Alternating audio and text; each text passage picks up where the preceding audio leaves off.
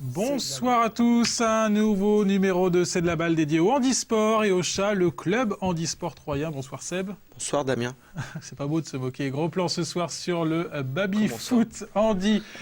Elisabeth, Pierre et JB sont joueurs et même champions de baby-foot handi. Et puis on reçoit également Philippe Voisin qui est directeur du centre de rééducation Pasteur à Troyes. On précise pour commencer que le baby-foot est né, on peut le dire, dans l'Aube. Le baby-foot handi, oui, est né dans l'Aube, oui. C'est Christophe Arcelin qui, avec le club du Saft, qui a mis en place, qui a fabriqué ce baby-foot. Et donc, c'est grâce à lui, en fait, qu'il a été homologué pour faire les championnats du monde. C'est la première fois sur le plateau de C'est de la balle, dans l'histoire de C'est de la balle, que l'on reçoit des champions du monde, hein, Elisabeth. Un peu de pression. Deux fois champion du monde. Non, deuxième fois qu'on vient. Oui, mais pas pour ça. Oui, non, mais suivez un peu. Non, mais si, c'est ça, deuxième fois. Mais là, on parle vraiment du baby-foot handi. Pour nous, c'est la première fois qu'on reçoit des champions du monde. Baby-foot handi, championne du monde. Oui. Non, oui. Les modestes. Ouais, les modestes. Elisabeth Modeste. C'est mon deuxième prénom aussi. Bon, pour bien comprendre tout de suite le principe du baby-foot handi, je vous propose de regarder cette première séquence de Seb dédiée à la discipline, une séquence tournée au centre de rééducation Pasteur, justement. C'est parti pour la séquence de Seb. Baby-foot. Attention, baby-foot avec les champions du monde. Là, on rigole pas. JB, attention. Oh, mais JB, t'es un rehausseur ou quoi? Non, c'est mon fauteuil. Donc JB, il faut que tu m'expliques baby-foot. Baby-foot. Donc en gros, en deux mots, le baby-foot handi se joue sur un baby qui a été créé par Christophe Arcelin avec l'appui du TT. Donc il a été rabaissé pour qu'on puisse, nous, être de niveau, réélargi les pattes pour qu'on puisse encastrer les fauteuils et mettre une bande de plexi de part et d'autre pour qu'on puisse voir la balle, parce que tu verras que quand tu es assis, la balle, quand elle est là, tu la vois pas, quoi. Les règles sont les mêmes que chez les valides. On peut aller à la pêche et tout alors? Non, ça c'est les règles de café. Ça c'est le baby de bistrot. Ici c'est. On peut faire piscette. On peut faire des piscettes. La seule chose qui est interdite, c'est ça. Les moulinettes. Les moulinettes quand tu contrôles pas. Tu as le droit à un tour. D'accord. Voilà. Les buts marqués d'ennemis, ça fait but, ça fait pas demi. Là, tu as des poignées à poire. Après, tu as des grandes poignées, c'est des poignées allemandes, je crois. Ça, c'est parce que moi, je joue comme ça. Ouais. Après, tu as des poignées qui sont un peu plus courtes, comme celle de Pierre, et puis d'Elisabeth. Donc, parce qu'on peut retirer les poignées, tu vois. Mais alors, Elisabeth, elle a. Deux poignées différentes, oui, parce que c'est un choix. Mais tu peux jouer avec deux poignées différentes, c'est pas interdit. On voit que c'est tactique, attention. Et donc ça joue toujours par deux, l'handi, parce que tu peux pas changer de poste. Donc toujours deux, toujours en binôme, quoi. Qu'est-ce qu'il y a de plus difficile au baby handi alors? Handi, c'est qu'il va falloir que tu joues beaucoup plus technique, parce qu'il faut pas compter sur ta puissance de poignet, parce que t'en as pas. T'es assis, tu verras que en général, quand tu vois les gens sont debout, non mais là tu peux pas, t'as les bras cassés. Donc tu vas voir que comme bras cassés, t'as pas de force du tout. Ah ouais, non, mais tu vas t'apercevoir que c'est très compliqué. Et puis après, t'as pas une vision de jeu qui est uniforme de partout. C'est-à-dire que toi, la balle, quand elle va être là, c'est un peu ça les difficultés. En gros, c'est ça. Et est-ce qu'en pleine partie, on peut changer? Oui. Celui qui est derrière, venir devant, on peut. Lors d'un temps mort. Lors d'un temps mort. Lors d'un temps mort, mais c'est très rare. Honnêtement, c'est celui qui est devant, hein. C'est parce que c'est un tueur devant, et celui qui est derrière, c'est monsieur, c'est un très bon gardien. C'est rare que ça change. Bon, moi je propose d'affronter tout de suite JB, qu'est-ce que t'en penses? D'affronter les champions du monde. Et le match, ce sera pour la prochaine fois, Elisabeth. Rien. JB, qu'est-ce qui vous attire dans la discipline, vous, dans le baby-foot? Ce qui m'attire, c'est l'esprit d'équipe un peu qu'il y a entre les deux binômes.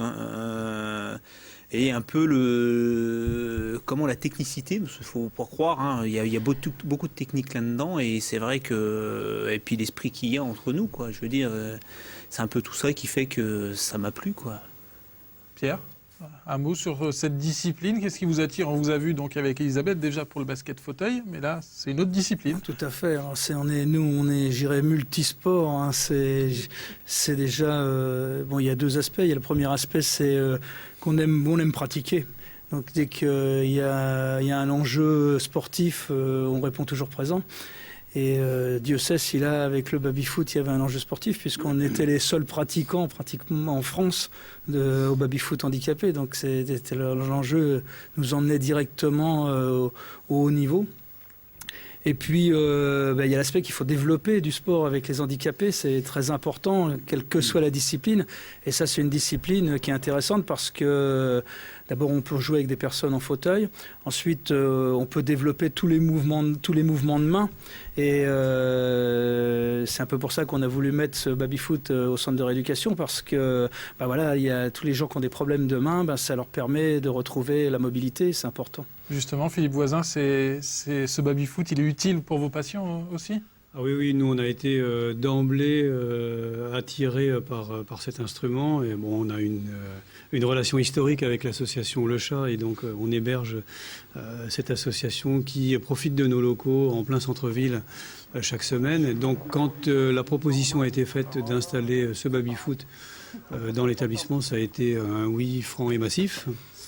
Simplement, il faut bien comprendre que c'est pour nous un outil de rééducation pour les patients, puisque ça peut leur permettre de développer une motricité à partir des membres supérieurs, mais je pense que ça leur permet de travailler l'équilibre en position assise pour les personnes qui sont en fauteuil roulant, et pourquoi pas l'utilisation pour des personnes en position debout qui auraient également des problèmes d'équilibre.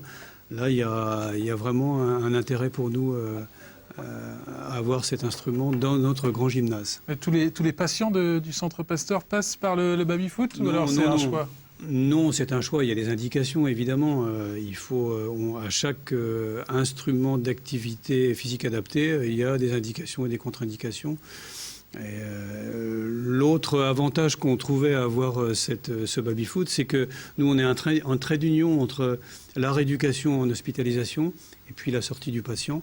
C'est sûrement un grand intérêt pour les patients de savoir qu'ils peuvent revenir dans l'établissement au travers de l'association pour continuer à pratiquer. Oui, c'est ça, c'est important, cette collaboration entre le chat et le centre. C'est primordial, je pense.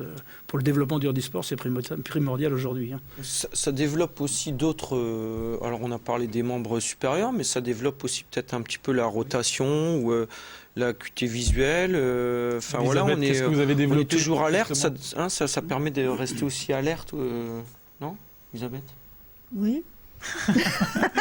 Oui, qu'est-ce que ça sert à quoi pour vous le baby-foot non, mais moi c'était pour m'amuser. Moi j'ai été et j'ai suivi ma moitié. Bon. Mais au départ c'était pour m'amuser plus. Oui, mais il y a quand même eu des titres. Justement, il y a des comment ça s'organise les championnats ? Comment ça s'est organisé les championnats ? Il faut se déplacer en dehors du département justement. Oui, là c'était à Nantes. À Nantes, les championnats du monde. Il y a 2 ans, 2 ans qu'on a. C'est un bon souvenir. Oui, si. Si, parce que bon... Je crois pas, champion du monde, c'est pas un bon souvenir. Si, c'est très agréable de voir en plus. On a été applaudis quand même par les autres nations, attention. Et c'est vrai que c'est très... je pensais pas que ça allait faire... quand même, on est intimidés, quand même. Ça donne une pression, on ne croit pas comme ça. C'est vrai qu'au départ, moi, j'y allais pour m'amuser, mais après, c'est vrai que ça donne une pression parce qu'on se dit quand même, il faut gagner. Je sais pas que c'est gagné quand même. C'est des bons ambassadeurs là, pour le baby-foot handi, j'imagine, d'avoir des champions du monde au sein de son centre, en tout cas les soirs d'entraînement. Ah oui, incontestablement. Alors, c'est vrai que vous êtes chez nous le soir à un horaire où les patients dînent. Oui. Donc, c'est vrai que c'est pas obligatoirement le meilleur horaire pour promotionner le baby-foot, mais rassurez-vous, dans la journée, nous, on s'attache à faire tout pour que le baby-foot soit utilisé. Il n'y a aucun souci de ce côté-là. Ouais. Jean-Baptiste, comment on partage son temps entre le basket fauteuil, on vous a pas vu à la Boccia, mais pour le basket fauteuil, le baby-foot handi, comment on fait pour partager son temps dans tous ces sports ? Faut tenir un planning, un agenda assez strict. Il y a pas photo, parce que c'est vrai que entre le boulot, les différents sports, on essaie de faire des places et puis on privilégie plus un d'autres sports que d'autres. Et puis effectivement, quand il y a un créneau de libre, on essaye de retourner sur c'est qu'on comment dire, nos affinités, quoi. Et puis, comme on le disait avec Pierre, il y a le côté compétition, il y a le côté loisir. Hein, Ouais. C'est ça qui vous intéresse aussi? Alors moi, c'est pas trop le côté loisir. Hein. Pierre, il le sait très bien. Je suis un personnage à challenge. Non, mais c'est tout l'opposé d'Elisabeth. Moi, moi, je suis là. C'est la compétition et la gagne. Je ne conçois pas de perdre. Et Pierre le sait que quand je perds, je sors de mes gonds et j'ai du mal à me contrôler, quoi. Ouais, les relous. Est-ce que vous avez joué avec Seb? On donne pas le score du match tout de suite. Non, ça sera dans la prochaine séquence de Seb. Mais c'est important justement d'allier les deux. La prochaine compétition, c'est pour quand? Donc, si on se remet en lice, il y a janvier 2012, et si on peut pas trop, pour des défauts de planning avec le basket, on peut, après, ça doit être en mai ou juin pour les championnats Banzini, quoi. Ce serait important d'organiser des championnats, pourquoi pas au sein du Centre Pasteur? Oui, je trouve que ça serait une excellente idée. Alors, je ne sais pas si c'est faisable, mais en tout cas, nous, on a un gymnase de 600 mètres carrés. Et y a-t-il la possibilité d'organiser un tournoi départemental, régional, national, voire international? En tout cas, si proposition est faite, nous, on sera d'accord. Pierre, ce serait bien d'accueillir un championnat, un grand championnat qui pourrait promouvoir la discipline dans l'eau. Oui, si il y a quelque chose qui pourrait être envisagé, bon, c'est beaucoup de travail d'organiser. On peut organiser quelque chose au niveau régional, mais au niveau national ou international, c'est un travail énorme. Parce qu'il faut des grosses structures. Pour vous donner une idée, au championnat du monde, il y avait 37 nations représentées. Donc 37 nations avec au minimum, combien ils étaient? L'équipe de France, on était 28 ou quelque chose comme ça. Ouais, 26 ou 28. Ça renforce justement le titre de champion du monde qu'Elisabeth essaye de minimiser. Hein, enfin. Donc c'est compliqué, quoi. C'est compliqué. Juste un dernier mot pour jouer au baby-foot Andy, on contacte le chat directement? Écoutez, oui, on contacte le chat ou on contacte le comité départemental handisport via notre site internet. Hein, donc on tape CDH10 et on tombe directement dessus. Hein, donc c'est facile. Pour ceux qui veulent gagner et être ultra compétitifs dans tous les domaines, il faut contacter JB. Que ce soit au basket Andy, au baby-foot Andy. En tout cas, on verra ça dans les prochaines émissions. Association des gagnants. Et... Ça devrait pas être mal.